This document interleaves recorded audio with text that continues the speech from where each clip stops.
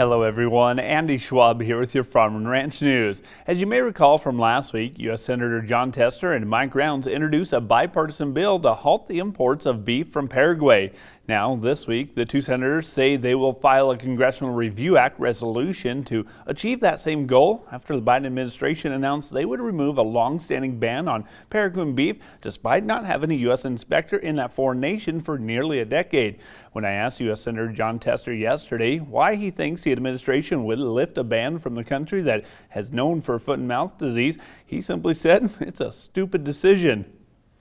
We raise the best beef in the world. That's not brag. That's fact. We do it in the best environmental way of anybody in the world. That's not brag. That's fact. And so why you'd want to bring in beef that could potentially be infected with foot and mouth disease is just stupid. And that's why we're doing what we're doing.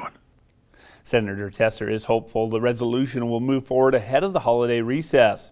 Now, in other news from this week, the Federal Reserve's announcement that they expect lower interest rates in 2024 has offered some renewed optimism in the cattle industry for some folks. Lance Zimmerman, senior beef analyst with Rabobank, told me he's hopeful the move will provide an opportunity to price in optimism, that is, on the demand side, instead of demand concerns. And I think that does offer some hope for the future. That maybe some of these demand concerns that have started to get priced into live cattle futures and obviously the feeder cattle futures market over the last 45, 60 days can maybe price back in a little optimism as we flip the calendar from 2023 into 2024. Rabobank recently published their global animal protein outlook for 2024 and do anticipate animal protein production growth to slow but continue upward. Well, we need to take a break, but we'll be back in a little bit to look at your ag markets. We asked Montana farmer Walt Sales about the challenges of mental health in agriculture. Another drought. There always is. There's always going to be another something. I grew up in a generation of you pulled yourself up by your bootstraps. But it's become evident is what do you do if you can't even find those bootstraps? If you need to talk to somebody, go to beyondtheweather.com for free counseling for Montana ag producers.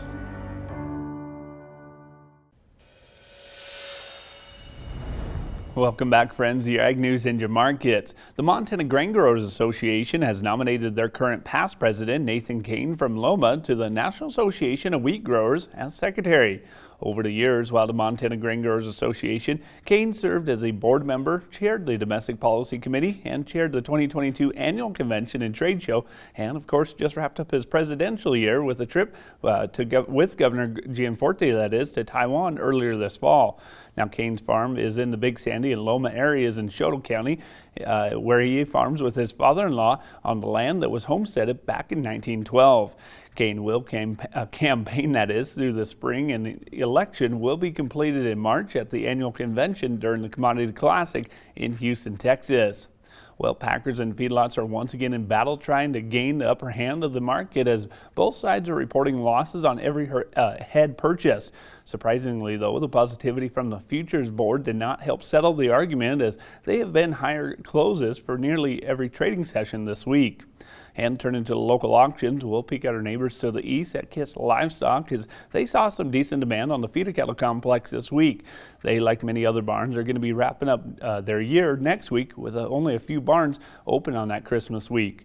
Sticking into Dakota country for the sheep sales, Sioux Falls had an outstanding test on Wednesday with strong demand and staying steady on the prices. And the wheat markets extended back into fourth trading as we have seen lately. All three wheat markets actually achieved some small gains on Thursday, and Chicago led the way higher for hard red winter wheat demand, while it continues to suffer, that is, amid the much cheaper hard red winter wheat offers from the Black Sea and the EU. There's a look at your ag markets. I'm Andy Schwab. Have a great rest of your day.